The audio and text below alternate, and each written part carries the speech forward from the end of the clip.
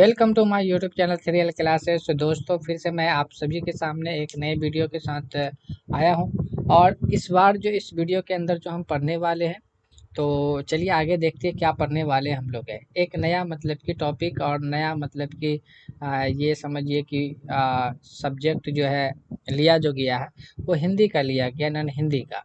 जैसा कि आपको स्क्रीन के ऊपर दिखाई दे रहा, देखिए ये जो आपका चैप्टर नंबर 1 है, ठीक है। चैप्टर नंबर 1 का नाम क्या है? तू जिंदा है तो, है ना, जिंदगी की जीत में यकीन कर। ये नन हिंदी है, ठीक है। और ये 10वीं क्लास का है। अगर आप 10वीं क्लास के छात्र हैं तो फिर आपके लिए ये सेशन और ये आपका जो यूट्यूब चैनल है, जो आपका थ्रियल क्लासेस है, तो यहाँ से आप लोग पढ़ सकते हैं 10वीं क्लास के, अगर एक स्टूडेंट है, छात्र है तो, ठीक है। आपको यहाँ पे देखिए, यहाँ पे मैंने अब तक जो है मास्टर नोट्स करके एक नोट्स तैयार किया है, मास्टर नोट्स, जिसके अंदर सब्जेक्टिव मैंने कंप्लीट कर दिया। यानी सब्जेक्टिव का जो जो पार्ट रहता है 50 नंबर का रहता है, तो वो मैंने कंप्लीट कर दिया है, ठीक है। और ये सेशन हम जो चला रहे हैं अभी ऑब्जेक्टिव का चला रहे हैं। इसके अंदर क्या करेंगे कि हर एक चैप्टर से, है ना, हर एक चैप्टर से क्या करेंगे, एक एक चैप्टर से जो भी ऑब्जेक्टिव टाइप का क्वेश्चन होगा उसको हम लेंगे। और साथ में क्या करेंगे, व्याकरण का जो प्रश्न रहता है, तो व्याकरण का 5 से 6 क्वेश्चन लेंगे, जिसमें से एक क्वेश्चन ऐसा क्वेश्चन लेंगे जिसको आप लोगों को एक्सप्लेन करके उसको समझाने की कोशिश किया जाएगा। यानी एक बड़ा टॉपिक लिया जाएगा, उसको पढ़ के बताने के लिए, ठीक है। कुछ उसका कंटेंट कुछ बता दिया जाएगा। और बाकी 4-5 क्वेश्चन जो रहेगा व्याकरण का, वो आपका रहेगा, तो वो याद करने वाला रहेगा। जैसे कि विलोम शब्द है, तो विलोम शब्द को मैंने सोचा है कि हर वीडियो के अंदर विलोम शब्द को डाला जाए, क्योंकि ये याद करने वाला। उसी तरीका से आप देखिए पर्यायवाची शब्द, ये भी याद करने वाला, तो हर वीडियो के अंदर आप लोगों को मिलेगा। जैसे आप समझ लीजिए मुहावरा, ये भी आपको हर वीडियो के अंदर मिलेगा। और उसके बाद जाके आप ले लीजिए लोकोक्तियाँ, मुहावरा आपको मिलवे करेगा। उसके साथ फिर आपको इसके साथ क्या मिलने वाली है, इसके साथ अनेक शब्दों के एक शब्द, है ना, अनेक शब्दों के एक शब्द। ये 4 क्वेश्चन आपको पर डे हर वीडियो के अंदर मिलेगा।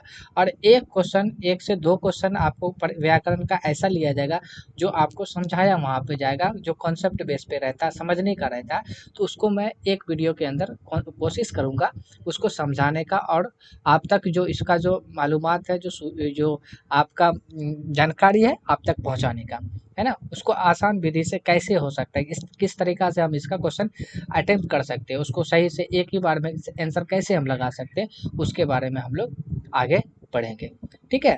तो हम लोगों को ये जो क्लास स्टार्ट किया जा रहा है, class none Hindi class 10th का, तो इसमें क्या क्या पढ़ना है। पहले हम क्या करेंगे, ऑब्जेक्टिव बेस, साथ में व्याकरण का जो कंटेंट है आप लोगों को मिलेगा। और आपका सब्जेक्टिव क्वेश्चन आपका क्या है, 50 नंबर का जो है वो मास्टर नोट्स करके तैयार है। ये जो आपका सेशन चलेगा ऑब्जेक्टिव बेस का, इसी ऑब्जेक्टिव बेस का क्या करेंगे, इस सब्जेक्टिव के अंदर जो 50 नंबर का ऑब्जेक्टिव बेस क्वेश्चन रहता है उसको हम इसमें अटैच कर देंगे, यानी कि जोड़ देंगे। तो आपका 100 नंबर का पूरा तैयारी आ जाएगा। अगर आप 100 नंबर में से यानी कि 90 प्लस नंबर आप लाना चाहते हैं, तो फिर तो ये चैनल आपके लिए बहुत ज़रूरी है, ठीक है। तो अगर आपको समझ में आता है, देखिए यूट्यूब के अंदर बहुत से ऐसे टीचर हैं जो अपना नए नए, हर एक के अंदर अपना अपना क्रिएटिविटी है, समझाने का तरीका है, किस तरीका से कॉन्सेप्ट को समझते हैं, किस तरीका से बताते हैं। तो आपको जिस मतलब कि जिसका अच्छा लगता है, यानी जिसका आपको समझ में आता है, उसी को फॉलो करना चाहिए, ठीक है ना। कोई ज़रूरी नहीं कि हाँ, हम मतलब कि मेरा वीडियो आपको समझ में नहीं आता, मेरा भाषा आपको लैंग्वेज समझ में नहीं आता, आप मेरे चैनल को सब्सक्राइब कर लो, लाइक कर लो, है ना, और दोस्तों को भी शेयर कर लो, कोई ज़रूरी नहीं है। अगर नहीं आता तो फिर आप दूसरे मतलब बहुत सा आप इस यूट्यूब से जो है ना, मतलब कि आप अपने अपने लाइफ को सुधार भी सकते हैं, अपने लाइफ को बना भी सकते हो। अगर बिगाड़ना चाहोगे तो आप उसे बिगाड़ भी सकते हो। इसलिए आपको फ़ोन का, अगर क्लास 10th के स्टूडेंट है तो फिर आपके लिए यहाँ पे एक से एक, अगर आप हिंदी की, है ना, हिंदी का, और उसके बाद जाके उर्दू का और इंग्लिश का, ये 3 लैंग्वेज की तैयारी अगर करना चाहते हैं तो फिर ये चैनल जो है थ्री लैंग्वेज करके, थ्री क्लासेस करके, तो ये चैनल आपके लिए बहुत ज़रूरी है, ठीक है ना। किसी भी बेस पे अभी धीरे धीरे इस पे वर्क किया जा रहा है, ठीक है। अगर आप लोग का प्यार इस तरीका से बना रहा और मोहब्बत मिलता रहा, तो इंशाल्लाह आगे मतलब कि और भी बेहतर करके मैं कोशिश करके दिखाऊंगा। ठीक है, तो चलिए आज स्टार्ट करते हैं। तो आज जो हम लोग पढ़ने वाले हैं, तो क्या पढ़ने वाले हैं, तो चैप्टर नंबर 1 का ऑब्जेक्टिव का क्वेश्चन लिया गया है, साथ में व्याकरण का भी प्रश्न लिया गया है। ठीक है, तो चैप्टर क्या है, तू जिंदा है तो, है ना, तू जिंदा है तो जिंदगी की जीत में यकीन कर। ये आपका पहला चैप्टर है और इसी से रिलेटेड क्वेश्चन भी आपको लिया गया है। ठीक है, आप अपने आप को जांच भी कर सकते हैं, आप अपना सेल्फ स्टडी करके देखिए। सेल्फ स्टडी से याद आया कि अगर आप सेल्फ स्टडी से याद आ गया, स्टडी से, कि जब तक आप खुद से नहीं कीजिएगा तब तक कोई चीज़ आपको आपके अंदर आ नहीं सकता, आप उस चीज़ को सीख नहीं सकते, बगैर अपने से किए हुए नहीं हो सकता। ठीक है, इसलिए सेल्फ स्टडी जरूरी है, आपको सेल्फ स्टडी करना है। ठीक है, तो आप अगर इसका पीडीएफ यहाँ पे जैसे कि लिखा गया पीडीएफ, तो पीडीएफ आपको फ्री में मिल जाएगा। नोट्स भी इसका जो मिल जाएगा आपको फ्री में मिलेगा, कोई इसका चार्ज वुर्ज नहीं है। ठीक है, तो सेल्फ स्टडी पे आप फोकस भी कीजिए और साथ में यहाँ पे जो ये जो कॉन्सेप्ट चल रहा है, तो ये आप अपने आप को जांच कर सकते हैं। क्या कर सकते हैं, जांच कर सकते हैं, प्रैक्टिस कर सकते हैं, एक्सरसाइज कर सकते हैं कि हाँ हम कितना मतलब कि अपने आप में हम डेवलप किए हैं, या हम जो सेल्फ स्टडी कर रहे हैं क्या ये मेरे अंदर इम्प्रूव हो रहा है या नहीं हो रहा, इस चीज़ को आपको जाँच करना है। ठीक है, चलिए तो आज का सेशन हम शुरू करने वाले हैं। पहला क्वेश्चन देखते हैं चैप्टर नंबर 1 से, तू जिंदा है तो जिंदगी की जीत में यकीन कर। चलिए, पहला क्वेश्चन जैसा कि स्क्रीन के ऊपर आपको दिखाई दे रहा है, तू जिंदा है तो जिंदगी की, है ना, जीत में यकीन करें, है ना, जिंदगी की डैश में यकीन कर, यहाँ पे ये था, है ना, तो डैश में यकीन कर, ये इस तरीका से था क्वेश्चन। ठीक है, टाइपिंग एरर यहाँ पे आ गया, तू जिंदा है तो जिंदगी की डैश में यकीन कर, तो यहाँ पे क्या होना चाहिए, विजय में यकीन कर, या सुख में यकीन कर, या जीत में यकीन कर, या हार में यकीन कर। इसका सही जवाब क्या हो जाएगा आप बताएं, उसके बाद फिर मैं बताऊंगा। चलिए, इसका सही जवाब हो जाएगा ऑप्शन नंबर सी, आपका सही जवाब हो जाएगा, है ना। ये क्या कह रहा है, ये आपका मतलब कि जो एक वाक्य जो लिया गया है, ये आपका तू जिंदा है तो जिंदगी की डैश में यकीन कर, तो यहाँ पर डैश था। ठीक है, तो किस में यकीन करना, अगर आप जिंदे हैं तो जिंदगी की जीत में यकीन करना है। ठीक है, तो चलिए ये आपका ऑप्शन नंबर सी आपका सही जवाब हो जाएगा।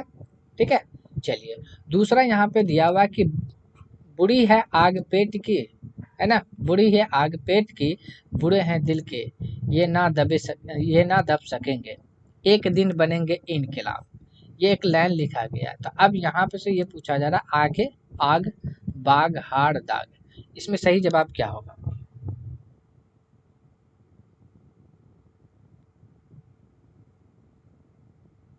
चलिए, इसमें सही जवाब क्या हो जाएगा आपका। चलिए, ये आपका सही जवाब यहाँ पे देखिए कि बुरे हैं आग पेट की, बुरे हैं दिल के ये डाइस, है ना, दब सकेंगे एक दिन बनेंगे इनकलाब। तो यहाँ पे टाइपिंग एरर की वजह से जो है आपका क्वेश्चन का कंप्लीट करने में भी ये हो गया।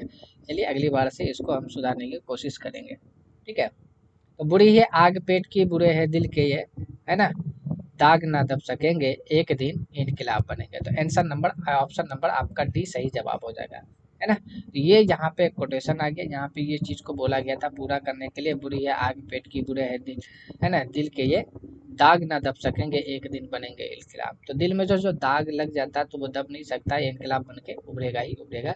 इसका सही जवाब हो जाएगा ऑप्शन नंबर डी।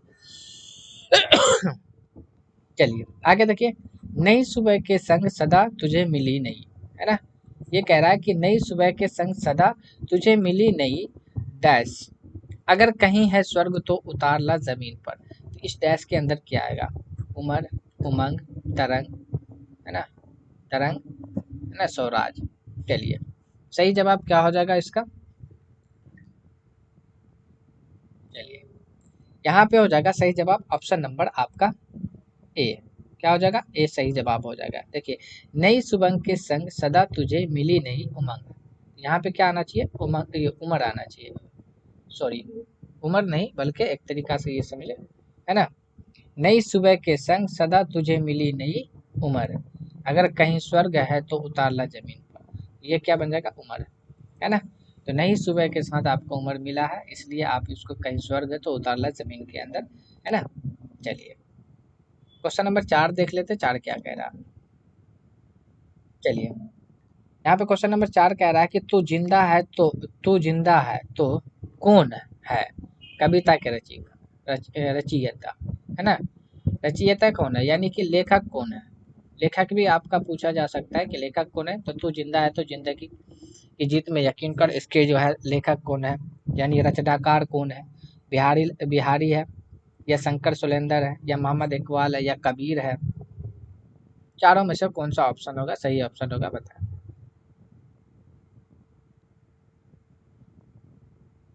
चलिए, इसका सही जवाब हो जाएगा ऑप्शन नंबर बी।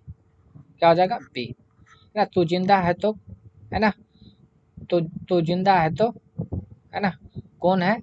कविता के रचयिता। तो ये जो आपका कविता था तू जिंदा है तो, ये एक कविता है। सबसे पहले तो आपको याद ये रखना है, ये भी रखना है कि तू जिंदा है तो क्या है, तो एक कविता है। इसके रचनाकार लेखक कौन है? तो शंकर सुलेंदर है। क्या है? शंकर सुलेंदर। ठीक है, चलिए आगे देखते हैं क्वेश्चन नंबर 5 क्या कह रहा है। चलिए, क्वेश्चन नंबर 5 यहाँ पे देखिए क्या कह रहा है कि शंकर सुलेंदर द्वारा रचित कविता कौन है? फिर से आ गया वही चीज को, करमवीर है, पीपल है, तू जीता है तो है, या कबीर के पद है। इसमें से सही जवाब क्या हो जाएगा? तो ऑप्शन नंबर सी आपका सही जवाब हो जाएगा। ये जो आपका है तू जिंदा है तो ये लिखा गया किसके द्वारा, है ना? किसके द्वारा लिखा गया? शंकर सुलेंदर के द्वारा रचिता है, यानी कि एक कविता है। तो तू जिंदा है तो क्या है? एक कविता है। इसके रचनाकार लेखक कौन है? शंकर सुलेंदर है। आगे देखिए, 6 नंबर का क्वेश्चन क्या कह रहा है मेरा। 6 नंबर का क्वेश्चन कह रहा है कि कौन सी कविता गहरे जीवन, राग और उत्साह को प्रकट करती है? पूछा जा रहा है कि कौन सी कविता है गहरे जीवन, राग और उत्साह को प्रकट करती है? तो तू जिंदा है तो, उसके बाद है करमवीर, या बिहारी के दो, या बच्चे की दुआ। इस चारों ऑप्शन में से सही ऑप्शन क्या होगा, बताएं।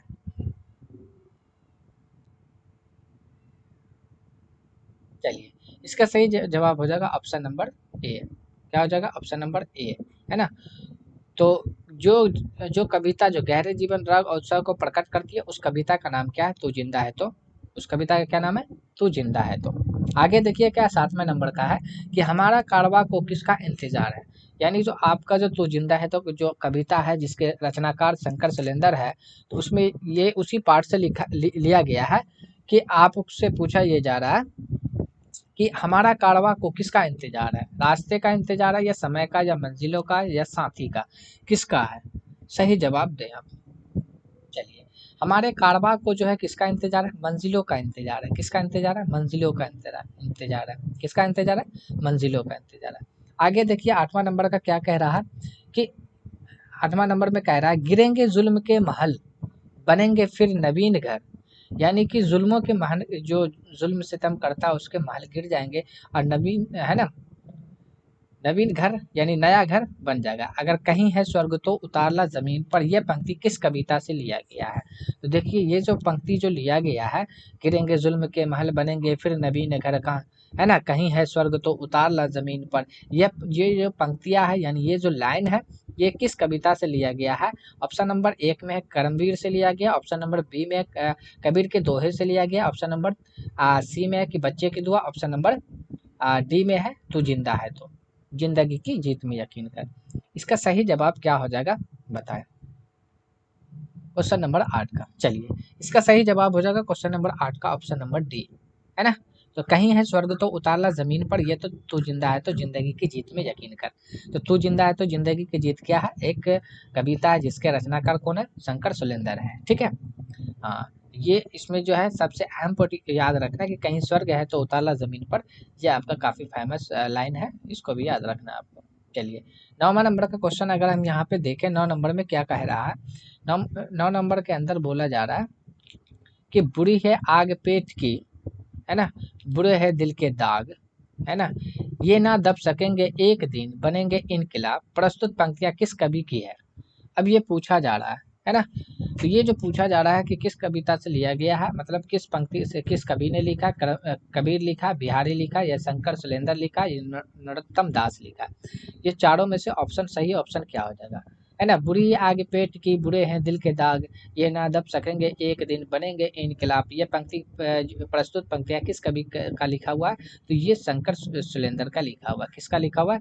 शंकर सुलेंदर का लिखा हुआ है। ठीक है, ऑप्शन नंबर सी आपका सही जवाब हो जाएगा। आगे देखिए 10 नंबर का क्वेश्चन है कि अतीत के दुखदायी फलों को भुलाकर, यानी पीछे वाला जो आपका दुख जो मिला है उसको भुलाकर आशा और जीत की नई दुनिया का स्वागत करने की प्रेरणा किस कविता से मिलती है। यानी कि आपके देखिए इंसान की जिंदगी में दुख और परेशानी, अगर आपकी ज़िंदगी में दुख और परेशानी है तभी आप इंसान हैं। अगर आपके ज़िंदगी में सिर्फ दुख है तो फिर आप इंसान नहीं है, या सिर्फ सुख है तो वो आप इंसान नहीं है।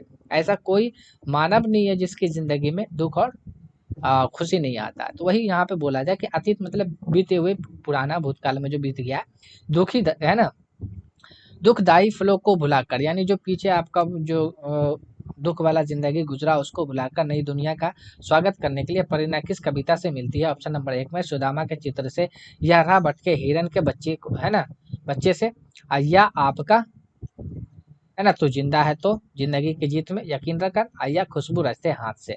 अब है ना 4 ऑप्शन दिया गया। चलिए इसका सही जवाब क्या हो जाएगा। चलिए इसका सही जवाब हो जाएगा ऑप्शन नंबर सी। क्या हो जाएगा, सही जवाब सी हो जाएगा। ठीक है, ये आपको चैप्टर वाइज कराया जा रहा है तो इसलिए आपको लगता है कि यहाँ चैप्टर एक आया तो कोई भी आंसर तुक्का लगा देंगे, तो जिंदा है तो जिंदगी का अगर ऑप्शन में मिल गया तो लगा दे। चलो भैया ये तो ठीक है, लेकिन जब मिक्सचर करके लेके आएंगे ना तब उस टाइम आप लोगों को पता चलेगा। ठीक है, आप कितने पानी में हो। ठीक है, तो इसको क्या करना है आप लोगों को का टेंशन देके पढ़ना है। बगैर पढ़ाई के अगर आप सही से पढ़ते नहीं है, सेल्फ स्टडी भी आप नहीं कर पाते हैं तो फिर तो आपका फ्यूचर में थोड़ा दिक्कत आ सकता है। इसलिए अगर आप अपने आप को फ्यूचर को बनाना है तो फिर आपको पढ़ाई लिखाई से जुड़ना ही पड़ेगा। आगे देखिए क्या है, तू जिंदा है तो 11 नंबर का क्वेश्चन कह रहा है कि तू जिंदा है तो डैश, तू जिंदा है तो डैश कविता में जीवन के किस पक्ष का वर्णन किया गया है। तो किस पक्ष का वर्णन किया गया है, निराशावादी का, या आशावादी का, या प्रेरणावादी का, या साम्यवादी का। इस चारों ऑप्शन में से क्या हो जाएगा 11 नंबर का सही जवाब। चलिए, तू जिंदा है तो डैश कविता में जीवन के किस पक्ष का वर्णन किया गया है। तू जिंदा है तो आशावादी कविता है ना, तू जिंदा है तो जिंदगी की जीत में, तो ये आशावादी पक्ष का वर्णन किया गया है। किस पक्ष का वर्णन किया गया, आशावादी का। किस पक्ष का, आशावादी का। ऑप्शन नंबर बी आपका सही जवाब हो जाएगा। ऑप्शन नंबर बी आपका सही जवाब हो जाएगा। चलिए क्वेश्चन नंबर 12 देख लेते हैं।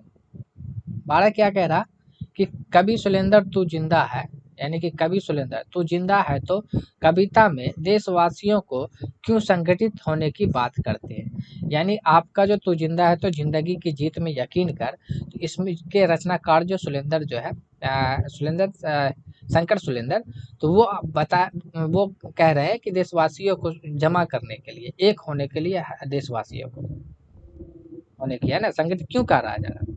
देखिए आज़ादी प्राप्त करने के लिए, या जुलूस निकालने के लिए, या धरती को स्वर्ग जैसा सुंदर बनाने के लिए, या इनमें से कोई नहीं। चारों में से कौन सा ऑप्शन सही होगा 12 नंबर का बताइए। चलिए इसका सही जवाब हो जाएगा ऑप्शन नंबर ए। आज़ादी को प्राप्त करने के लिए सुरेंद्र शर्मा जो है देश के वासियों को एक जगह करना चाह रहे हैं। किसके लिए, आज़ादी प्राप्त करने के लिए। ठीक है, आगे देखिए, कवि मनुष्य को कैसा जीवन जीने की प्रेरणा देता है। यानी कवि जो है, यानी कि एक तो जिंदा है तो जिंदगी की जीत में यकीन कर, शंकर सुलेंद्र शर्मा, शंकर सुलेंद्र जो है, जो लेखक है, वो मनुष्य को कैसा जीवन जीने की प्रेरणा दे रहा है। हौसले और उत्साहपूर्ण, अतीत को याद कर, मौत से डर डर कर, समय का सदुपयोग करके, है ना, सदुपयोग करके। तो ये चारों में से कौन सा ऑप्शन सही होगा बताइए।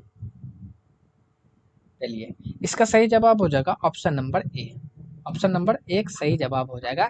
कवि जो है मनुष्य को जो कैसा जीवन जीने की प्रेरणा देता है, तो प्रेरणा जो दे रहा है कवि जो है वो हौसले और उत्साह के साथ जीने की प्रेरणा दे रहा है ना, कि आपके अंदर हौसला होना चाहिए और उत्साह होना चाहिए, पूरा हौसला और उत्साह होना चाहिए, है ना। चलिए क्वेश्चन नंबर 14 देख लेते हैं क्या कह रहा है। क्वेश्चन नंबर 14 में कहा जा रहा है कि तू जिंदा है तो डैश कविता में जीवन का कौन सा दृश्य प्रस्तुत किया गया।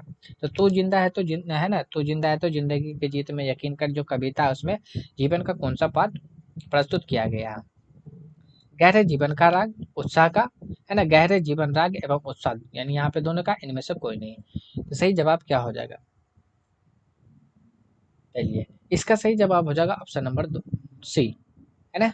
यानी कि गहरे जीवन का राग एवं उत्साह दोनों की बात कहा जा रहा है। तू जिंदा है तो जिंदगी की जीत में यकीन कर कविता में जो जीवन का जो है जीवन का राग एवं उत्साह दोनों का जो है दृश्य प्रस्तुत किया गया है। ठीक है, चलिए क्वेश्चन नंबर 15 देखिए। 15 में क्या कहा जा रहा है? क्वेश्चन नंबर 15 में कहा जा रहा है कि आपका क्वेश्चन नंबर 15 में, तू जिंदा है तो जिंदगी की डैश में यकीन कर। तू जिंदा है तो जिंदगी की डैश में यकीन कर। किस में यकीन करना है? विषय में, सुख में, जीत में या हार में? तो कहा गया था जिंदगी है ना, तो जिंदा है तो जिंदगी की जीत में यकीन कर। किस में यकीन करना? जीत में यकीन कर। तो जिंदा है तो जिंदगी की जीत में यकीन कर। ठीक है, आगे देखिए। गिरेगे जुल्म के महल, बनेंगे फिर नवीन घर, कहीं है स्वर्ग तो उतार ला जमीन पर। यह पंक्ति किस कविता की है? ये कविता जो यानी क्वेश्चन रिपीटेशन हुआ यहाँ पे हुआ, ये दोनों क्वेश्चन, तो जिंदा है तो जिंदगी की जीत में यकीन कर, और ये भी आई थिंक मैंने ऊपर में भी डाल दिया था। चलिए ठीक है, आगे देख लेते हैं फिर भी क्या है। इसका सही जवाब हो जाएगा ऑप्शन नंबर डी, है ना, डी हो जाएगा। गिरेंगे जुल्म के महल, बनेंगे फिर नवीन घर, कहीं स्वर्ग है तो उतार ला जमीन पर। यह है तो जिंदा है तो जिंदगी की जीत में यकीन कर। ऑप्शन नंबर डी आपका सही जवाब हो जाएगा। चलिए अगला क्वेश्चन देख लेते हैं, यहाँ पे क्या लिखा हुआ है। क्वेश्चन नंबर 17 क्या कह रहा है कि कैसा व्यक्ति जिंदा माना जाता है? यानी कैसा व्यक्ति है जो जिंदा माना जाता है? निराश रहित, है ना, घमंडी व्यक्ति, या स्वर्ग अभिमानी, या आलसी और अमाननीय अमाननीय। चलिए 17 का सही जवाब क्या होगा बताएं। चलिए 17 का सही जवाब हो जाएगा ऑप्शन नंबर सी, आपका सही जवाब हो जाएगा सर्व अभिमानी। सर्व अभिमानी जो है वैसा व्यक्ति जो सर्व अभिमानी है, तो उसको जिंदा माना जाता है। घमंडी व्यक्ति को नहीं बोला जाता। निराश रहित यानी जिसके अंदर खाली निराशपन हो, है ना, उसमें डूबा हुआ आलसी को लोग को तो मान नहीं सकते। ठीक है, चलिए आगे सही जवाब अगला क्वेश्चन नंबर 18 देख लेते हैं। 18 में अगर तू जिंदा है तो, है ना, तो शीर्षक पाठ गद्य की कौन सी विधा है? अभी बता दिया गया था, कई जगह पे लिखा भी गया था कि तू जिंदा है तो क्या है? ये कविता है। ये क्या है? कविता है। क्या है? कविता है। कहानी नहीं है, रेखाचित्र नहीं है, डायरी नहीं है, क्योंकि बहुत से बार अभी मैंने क्वेश्चन के अंदर रिपीट किया था कि तू जिंदा है तो जिंदगी की जीत में यकीन कर कौन सा कविता है ना, इसके कविता के इस कविता के रचनाकार कौन है ना, तू जिंदा है तो जिंदगी की जीत में यकीन कर, कहीं है स्वर्ग तो उतार ला जमीन पर। यह किस कविता के पाठ से प्रस्तुत है ना, तो कविता कविता आया था तो वहां पे से आपको कर लेना चाहिए था। चलिए आगे के 19 नंबर का, निराश के बाद क्या होता है? अगर आप विनाश के बाद क्या होता है? तो विनाश के बाद क्या होता है? नव निर्माण होता है, यानी नया निर्माण चीज है ना, विध्वंस होता है, या निबंध होता है, या साक्षात्कार होता है ना। चलिए इसका सही जवाब क्या हो जाएगा? चलिए विनाश के बाद क्या होता है? तो विनाश के बाद होता है नव निर्माण होता है। जो चीज का विनाश हो जाता है, खत्म हो जाता है, तो फिर उसका क्या करना पड़ता है? नया निर्माण करना पड़ता है।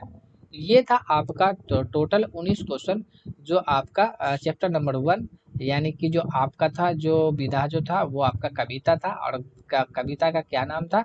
तू जिंदा है तो जिंदगी की जीत में यकीन कर, है ना। इसके जो लेखक है या रचनाकार जिसको हम कहते हैं, है ना, या रचयिता कहते हैं, तो वो आपका शंकर सुलेंद्र थे। ठीक है, तो ये टोटल 19 क्वेश्चन था। आई थिंक इससे क्वेश्चन जो भी बन सकता था मैंने यहाँ पे आपको रखा हुआ है। और अब हम चलते हैं, कुछ क्वेश्चन वैसे क्वेश्चन को लेंगे, क्योंकि कभी कभार एग्जामिनर करता क्या है कि आपका जो बुक है ना, नन हिंदी जो 8वीं क्लास का चलता है, 8वीं क्लास का जो चलता है, तो नन हिंदी, तो उसमें से क्या करता है कि जो सवाल जो रहता है वो कम कर देता है, और ये व्याकरण का जो सवाल रहता है इसको बढ़ा देता है ना, तो बढ़ा देता है। तो इसलिए हमको क्या करना है, किसी एक चीज़ पे फोकस नहीं करना, हमको बुक वाले पे भी फोकस करना है, और दूसरा हमको क्या करना है, आपको व्याकरण पे भी पकड़ बनाना होगा। अब जो चीज़ याद करने वाला है, मैंने बता भी दिया कि जो चीज़ याद करने वाला है उसको हमको क्या करना है, जो चीज़ याद करने वाला है उसको हमको पढ़ लेना है। ठीक है, और जो चीज़ समझने वाला है उसको एक एक क्लास के अंदर हम लोग क्लियर करने की कोशिश करेंगे। ठीक है, चलिए अगला क्वेश्चन देख लेते हैं। क्वेश्चन नंबर 20 का, यहाँ से जो सवाल शुरू हो रहा है वो आपका व्याकरण का पाठ शुरू हो रहा है। कौन सा पाठ शुरू हो रहा है? तो व्याकरण का पाठ शुरू हो रहा है। कौन सा पाठ शुरू हो रहा है? तो व्याकरण का। ठीक है, व्याकरण का पाठ आपका शुरू हो रहा है। चलिए, व्याकरण के जो पाठ है आपका, व्याकरण का पाठ शुरू है। ठीक है, तो यहाँ से देखिए, पहला क्वेश्चन यहाँ पे लिखा गया है कि कल पिताजी पटना गए थे, यह कौन सा काल है। तो यहाँ पे टॉपिक आपका बना हुआ क्या है, तो ये टॉपिक आपका, 1 मिनट,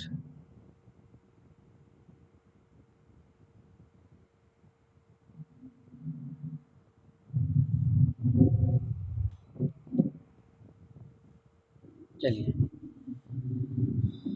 देख लेते हैं। ये जो टॉपिक आपका बना हुआ है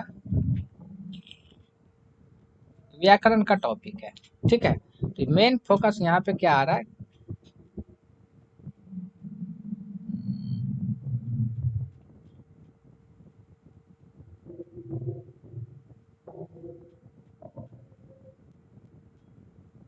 चलिए, तो काल के बारे में। तो यहाँ पे पूछा जाए कल पिताजी पटना गए थे, यह कौन सा काल है, भूतकाल है या भविष्य काल है या वर्तमान काल है, इन या सभी है। कौन सा ऑप्शन हो जाएगा। चलिए, इसका सही जवाब हो जाएगा ऑप्शन नंबर ए, भूतकाल है। कौन सा काल है, भूतकाल है।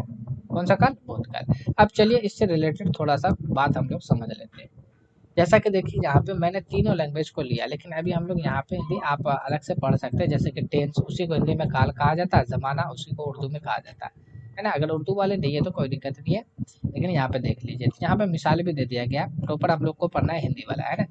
काल जो होता है ना, किसी क्रिया के समय और स्थिति को व्यक्त करता है, यानी जो क्रिया है ना उसके समय को जो बताता है या उसके स्थिति को बताता है, स्टेट को बताता है, तो वो आपका क्या कहलाता है, समय कहलाता है, यानी काल कहलाता है। इसलिए हम कह सकते हैं कि समय को ही काल कहा जाता है, समय को ही काल कहा जाता है ना। तो ये तीन टाइप के होते हैं, एक भूतकाल होते हैं, दूसरा वर्तमान काल होते हैं, तीसरा भविष्य काल होते हैं। और यहाँ पे देखिए पास्ट, यानी कि भूतकाल को ही पास्ट कहा जाता है, उर्दू में माजी कहा जाता है। और यहाँ प्रेजेंट हो गया जाके वर्तमान काल को, और हाल जो कहा जाता है वो वर्तमान काल को, यानी प्रेजेंट टेंस ही कहा जाता है। फ्यूचर टेंस आपका हो गया जाके भविष्य काल, यानी मुस्तकबिल आपको इसको कहा गया है।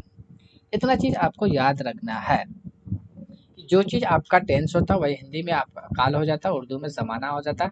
अब देखिए यहाँ पे जो आपका जो हिंदी इंग्लिश मीडियम वाले होंगे ना, तो वहाँ पे एक, इससे क्या होता है कि लैंग्वेज को, अगर आप एक लैंग्वेज को दूसरे लैंग्वेज से कनेक्ट करके जब पढ़ते हैं ना, तो आपके अंदर ज़्यादा नवीन चीज़ आता है। ठीक है, आप उस चीज़ को जल्दी समझ सकते हो और आपको दूसरे चीज़ को समझने में आसानी होती है, इसलिए कनेक्ट करके पढ़ने की कोशिश भी करना।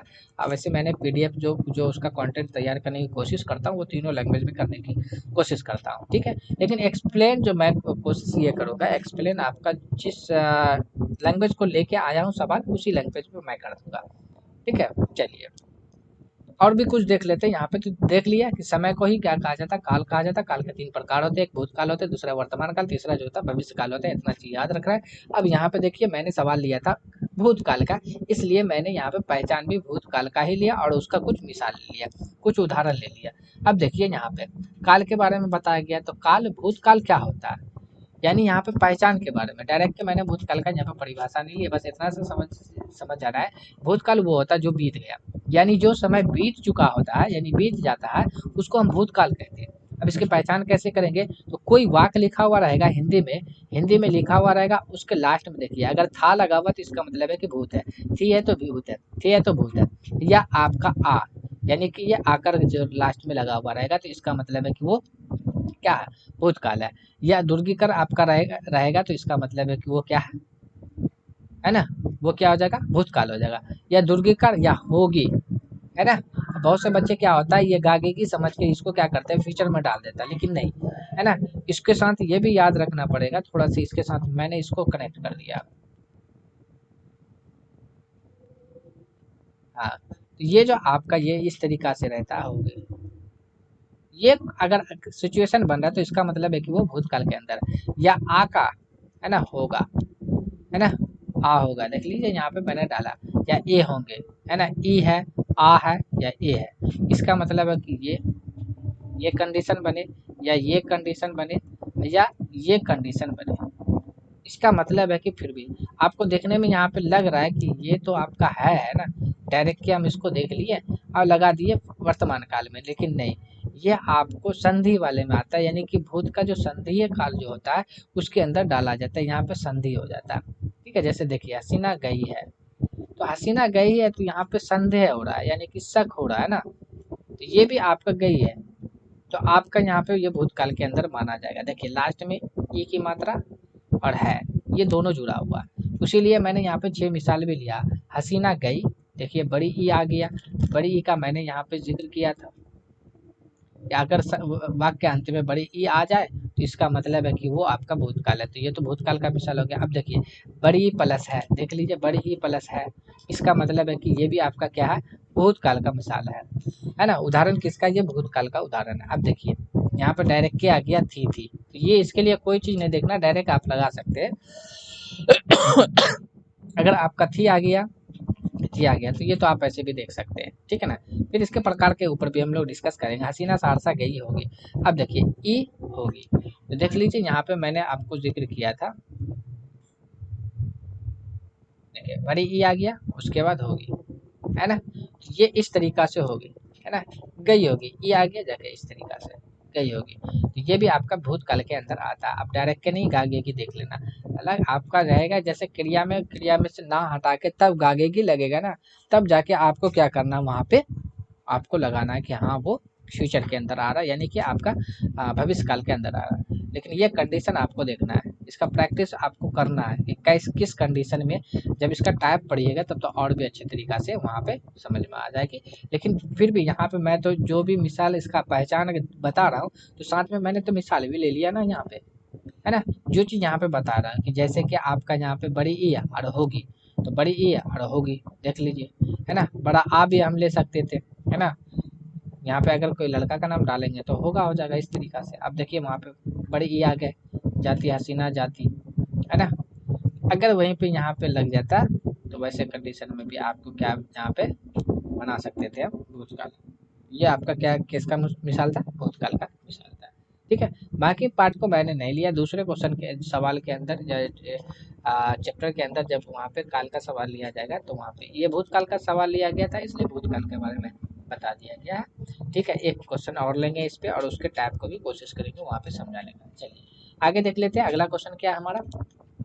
अगला क्वेश्चन 21 नंबर में कहा जा रहा है कि स्वर्ग का पर्यायवाची शब्द का सही चयन करना है, यानी कि ये जो स्वर्ग लिखा हुआ है इस स्वर्ग का क्या करना है, स्वर्ग का क्या करना है, पर्यायवाची शब्द बताना है। तो आपका क्या हो जाएगा, देवलोक हो जाएगा, या लोक हो जाएगा, या आसनन हो जाएगा, या शिष्ट हो जाएगा, चारों में से कौन सा ऑप्शन सही होगा।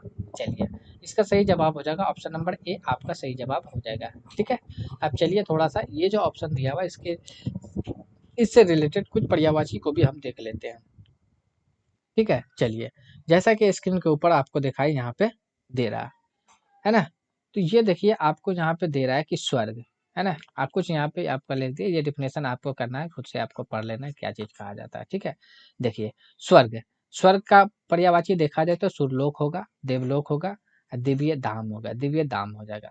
उसके बाद लोक का देखिए, यानी कि लोक जो कहा जाता है वो जग, संसार, जगत, विश्व, दुनिया, जहान भी हम कह सकते हैं। आसनन का क्या हो जाएगा, यानी पास, निकट, समीप, है ना, सन्निकट। और शिष्ट का क्या हो जाएगा, साधु, सज्जन, कुलीन, सभ्य, भर्द, है ना। तो ये आपका था पर्यायवाची शब्द, आपको याद कर लेना। चलिए अजान हो रहा है, चलिए अगला क्वेश्चन देख लेते हैं। अगला क्वेश्चन क्या है, क्वेश्चन नंबर 22 के अंदर कहा जा रहा है कि उदय का सही विलोम बताना। उदय का सही विलोम क्या हो जाएगा, उत्साह हो जाएगा, अधम हो जाएगा, या उच्च हो जाएगा, या अस्त हो जाएगा। चलिए इसका सही जवाब हो जाएगा ऑप्शन नंबर डी, अस्त हो जाएगा। क्या हो जाएगा, अस्त, है ना, उदय का विलोम क्या हो जाएगा, अस्त हो जाएगा। चलिए अब थोड़ा सी इससे रिलेटेड कुछ यानी कि ऑप्शन को भी देख लेते हैं। चलिए देखिए जैसा कि यहाँ पे दे दिया गया है कि एंटोनियम्स वर्ड या विलोम शब्द या विपार्थी शब्द या जिद, है ना, तो यहाँ पे ये डिफिनेशन उसका दिया हुआ, आप इसको पढ़ लीजिएगा। आगे उसका उदाहरण में देख लेते, जो ऑप्शन में लिया गया था उसको हम देख लेते। देखिए उदय का विलोम जो होता है अस्त हो जाता है, उच्च का हो जाएगा विलोम निम्न हो जाएगा, उत्साह का क्या हो जाएगा उत्साह हो जाएगा, और उत्तम का क्या हो जाएगा, अधम हो जाएगा। ठीक है, तो ये चारों का ऑप्शन के अकॉर्डिंग मैंने यहाँ पे डाल दिया था। ठीक है, ये हो जाएगा, आप इसको याद कर लीजिएगा। अगला क्वेश्चन देख लेते हैं। क्वेश्चन नंबर 23 में क्या कहा जा रहा है। क्वेश्चन नंबर 23 के अंदर कहा जा रहा है कि जो सब जगह व्याप्त व्याप्त हो उसके लिए इसके लिए एक शब्द है। तो जो सब जगह व्याप्त हो उसके लिए एक शब्द क्या होगा, समव्ययक्ष होगा या समपत्निक होगा, है ना, और सॉरी सबपत्निक होगा, या आपका सर्वव्यापी होगा, या समसामयिक होगा। सही ऑप्शन क्या हो जाएगा इसका, चलिए, क्या इसका सही ऑप्शन हो जाएगा ऑप्शन नंबर सी, यानी जो सब जगह व्याप्त होते मौजूद होते उसको कहा जाता है सर्वव्यापी। क्या कहा जाता है, सर्वव्यापी कहा जाता है। ठीक है, उसको क्या कहा जाता है, सर्वव्यापी कहा जाता है। चलिए, ठीक है, इससे रिलेटेड भी कुछ देख लेते हैं। चलिए देख लीजिए, यहाँ पे सारा चीज़ लिख दिया गया है, आप इसको पढ़ लीजिएगा। एक बार हम इसको बता देते हैं कि देखिए, समान वय वाला यानी कि समान एज वाले को क्या कहा जाता है, समवयस्क कहा जाता है। और वह पुरुष जिसकी पत्नी साथ हो, है ना, उसको कहा जाता है सबपत्निक, है ना, सबपत्निक कहा जाता है। सबपत्निक किसको कहेंगे, जिसकी पुरुष यानी कि जिसका पति साथ में होगा, है ना, वह पुरुष जिसकी पत्नी साथ में हो तो उसको कहा जाता है सबपत्निक। ठीक है, उसके बाद देखिए, जो सब जगह व्याप्त हो उसके लिए क्या हो जाए, सर्वव्यापी हो जाएगा। क्या हो जाएगा, सर्वव्यापी। आगे देखिए, एक ही समय में वर्तमान में, यानी एक ही समय में वर्तमान में उसको कहा जाता है ना, उसको कहा जाता है समसामयिक। क्या कहा जाता है, समसामयिक कहा जाता है। ठीक है, हाँ, तो जो चीज़ एक ही समय में यानी कि सारा चीज़ वर्तमान का डाल दिया जाता है तो उसको कहा जाता है समसामयिक। ठीक है, चलिए अगला क्वेश्चन देख लेते हैं। क्वेश्चन नंबर 24 क्या कह रहा है। क्वेश्चन नंबर 24 यहाँ पे मुहावरा लिया गया है कि दांत काटी रोटी। तो दांत काटी रोटी का सही मुहावरा क्या हो जाएगा। ऑप्शन नंबर 1 में है कि पस्त करना, दूसरा है कि है ना दंग रह जाना, तीसरा है कि बुरे दिन आना, चौथा है गहरी दोस्ती। सही ऑप्शन क्या हो जाएगा इसका, चलिए इसका सही जवाब हो जाएगा ऑप्शन नंबर डी, आपका सही जवाब हो जाएगा गहरी दोस्ती। क्या हो जाएगा, गहरी दोस्ती। गहरी दोस्ती होगा दांत काटी रोटी। चलिए इससे रिलेटेड कुछ देख लेते हैं। देखिए, यहाँ पे ऑप्शन को देख लिया गया कि दांत काटी रोटी, तो दांत काटी रोटी का मुहावरा जो हो जाएगा गहरी दोस्ती, है ना, दांत खट्टे करना, दांत खट्टे करने का हो जाएगा पस्त करना। उसके बाद है कि दांतों तले उंगली दबाना, तो दांतों तले उंगली दबाना दंग रह जाना। क्या हो जाएगा, दांतों तले उंगली दबाना दंग रह जाना। उसके बाद है तालू में दांत जमना, तालू में दांत जमना का क्या हो जाएगा, बुरे दिन आना। ठीक है, तो तालू में दांत जमना का मुहावरा क्या हो जाएगा, बुरे दिन आना। क्या हो जाएगा, बुरे दिन आना। चलिए आगे देख लेते हैं, अगला क्वेश्चन क्या कह रहा है। अगला क्वेश्चन है यहाँ पे है कि अनुराग में, है ना, अनुराग में कौन सा उपसर्ग है। अनुराग में कौन सा उपसर्ग है। ऑप्शन नंबर 1 राग है, ऑप्शन नंबर 2 के अंदर आ गया ओ, ऑप्शन नंबर 3 के अंदर अनु, ऑप्शन नंबर 4 के अंदर क्या आ जाएगा, गो। सही जवाब क्या हो जाएगा, चलिए इसका सही जवाब हो जाएगा ऑप्शन नंबर गो। सही जवाब क्या हो जाएगा, गो, यानी सी आपका सही जवाब हो जाएगा। अनुराग में उपसर्ग क्या है, अनु है। चलिए अब थोड़ा सा हम लोग यहाँ पे उपसर्ग से रिलेटेड बात कर लेते हैं। देख लीजिए यहाँ पे जैसा कि दिया गया, देखिए जो चीज़ इंग्लिश में उपसर्ग होता है उसी को सॉरी इंग्लिश में प्रीफिक्स होता है उसी को हिंदी में उपसर्ग कहा जाता है, उर्दू में साबका कहा जाता है। यहाँ पर डिफिनेशन दे दिया गया, डिफिनेशन को आपको पढ़ लेना है। तो हिंदी वाला मैं बता देता हूँ, किसी भी कोई भी मूल शब्द के आरंभ में यानी शुरू में आकर जो शब्द जुड़ जाता है, शब्द जुड़ेगा या शब्द अंश जुड़ेगा या अक्षर जुड़ेगा तो वो उपसर्ग कहलाएगा। जो शब्द यानी कि कोई शब्द है जिसका अर्थ है पहले से फिक्स कर दिया गया और उसी शब्द के अंदर में उस शब्द से पहले क्या कर दिया, क्योंकि शब्द बनाने के लिए नया शब्द का निर्माण करने के लिए उपसर्ग और प्रत्यय का इस्तेमाल किया जाता है। ठीक है, तो ये उपसर्ग में क्या किया गया है कि उपसर्ग में पहले आके जुड़ जाता है। जैसे देख लीजिए सुंदर, सुंदर आपका एक शब्द है और सुंदर के पहले क्या लगा दिया गया, अति। अति के माने होता अधिक, अति के माने क्या हो जाता है, अधिक हो जाता है। तो अति सुंदर इसका मतलब है कि सुंदर तो है लेकिन बहुत ज़्यादा सुंदर है, इसलिए उसको क्या कह सकते हैं, बहुत ज़्यादा जो सुंदर होगा उसको बोलेंगे अति सुंदर। उसके बाद देखिए यहाँ पे आकर्षक है यानी खींचना, तो यहाँ पे आ का मतलब होता है तक, है ना, तो वहाँ तक खींचना एक तरीका से समझ लिए क्या हो गया, आकर्षक हो गया। उसके बाद देखिए उप, है ना, तो यहाँ पे चार है ना, उप का मतलब पास, है ना, उपचार, है ना, तो यानी कि पास, है ना, यानी कोई चीज़ का मतलब इलाज, है ना। तो उपचार हो जाएगा। तो उपचार में उपसर्ग क्या है, उप है। उसके बाद देखिए परिजन, तो जन का मतलब लोग होता है और परि का मतलब पास, यानी कि जो पास वाले लोग को एक तरीका से हम कह सकते हैं परिजन, है ना। उसके बाद देखिए गंध, तो गंध आपका ही है, सु का मतलब होता है अच्छा, सुगंध। इसका मतलब है कि गंध जो है वो अच्छा है। जो गंध अच्छा लगेगा उसको हम क्या कहेंगे, सुगंध कहेंगे। उसको क्या कहेंगे हम, सुगंध कहेंगे। उसी तरीका से यहाँ पे आपको दे दिया गया था सारा, इंग्लिश में उर्दू में ये मिसाल दिया गया है। तो अगर आप उर्दू और इंग्लिश के छात्र हैं तो वहाँ पे आप इसको भी देख के आप पढ़ सकते हैं, ठीक है। चलिए आगे देखते हैं यहाँ पे और क्या दिया। देखिए यहाँ पे लहका के बारे में भी दिया हुआ, मैंने यहाँ पे लिया है। इसी तरीका से आपको फॉर्मेट मिलेगा जब हिंदी का आएगा। तो अब जो अगला सेशन में सबका और यानी उपसर्ग का लेके आएंगे तो फिर इसको चेंज करेंगे, ताकि आपको पता भी चले कि हाँ जो उपसर्ग हम लगाते हैं उसका मीनिंग क्या होता है और उससे क्या अर्थ बन सकता है, ठीक है। चलिए देख लीजिए आगे भी यहाँ पे प्रत्यय के बारे में भी दिया हुआ है। तो सफिक्स कहा जाता है इंग्लिश में, सफिक्स जिसको कैसे हिंदी में उसको प्रत्यय कहा जाता है, उर्दू में लहका कहा जाता है। यहाँ पे भी दे दिया किसी मूल शब्द के अंत में, तो अंत में वहाँ क्या था, उपसर्ग में क्या था, आरंभ में यानी शुरू में। लेकिन प्रत्यय में क्या है कि आपको अंत में जोड़ा जाएगा। क्या जोड़ सकते हैं, शब्द जोड़ सकते हैं या शब्दांश या अक्षर या उपसर्ग जब जोड़ा जाता है तो उसको हम कहते हैं प्रत्यय वहाँ पे, ठीक है। तो जैसे देख लिए यहाँ पे घुमक्कर, तो यहाँ पे अक्कर, यहाँ पे आकर की मात्रा, ठीक है, मिलके यहाँ पे ये आ गया। अक्कर का मतलब होता है वाला, यानी कि घूमने वाले को कहा जाता है घुमक्कर, है ना। सलाहकार यानी करने वाला, कार का मतलब क्या हो गया, करने वाला। अक्कर का मतलब क्या हो गया, अक्कर का मतलब वाला, अक्कर का मतलब वाला, अकार का मतलब करने वाला। इन का मतलब इन के लिए, इन जो इस्तेमाल किया जाता है स्त्री के लिए इस्तेमाल किया जाता है। तो ठुकराइन, है ना। तो ठुकराइन यहाँ पे इस्तेमाल किया गया। इन मतलब क्या है, जैसे है ना ठाकुर से क्या बना, ठुकराइन बन गया, है ना। तो इन किसके लिए इस्तेमाल होता है, स्त्री के लिए इस्तेमाल यहाँ पे होता है, इसलिए ठुकराइन, है ना। जैसे भी हम कैसे पुजारिन, है ना। तो इन पुजारिन में भी इन लग सकता है ना, पुजारी। आरी का मतलब भी एक तरीका से क्या हो गया, करने वाला, यानी जो पूजा करता है, इसलिए उसको क्या कहा जाता है, पुजारी, है ना। आगे देखिए जा, है ना। तो जा का मतलब जन्मा हुआ, है ना। तो भतीजा, है ना। तो यहाँ पे जा का सेंस क्या लिया जा रहा है, जन्मा हुआ। जा का सेंस क्या लिया जा रहा है, जन्मा हुआ। तो भतीजा, है ना। तो भतीजा में क्या उपसर्ग है, सॉरी प्रत्यय है, जा है। पुजारी में री है और ठुकराइन में इन है। सलाहकार में कार है और घुमक्कर में क्या है, अक्कर है। क्या है, अक्कर है। क्या है, अक्कर है। ये आपका था यहाँ पे जाके साबका लयका से रिलेटेड बात, ठीक है।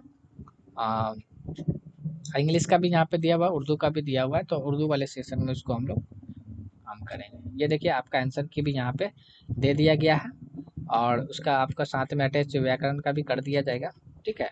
तो चलिए आज के लिए बस इतना ही, फिर मिलते हैं हम लोग अगली वीडियो में,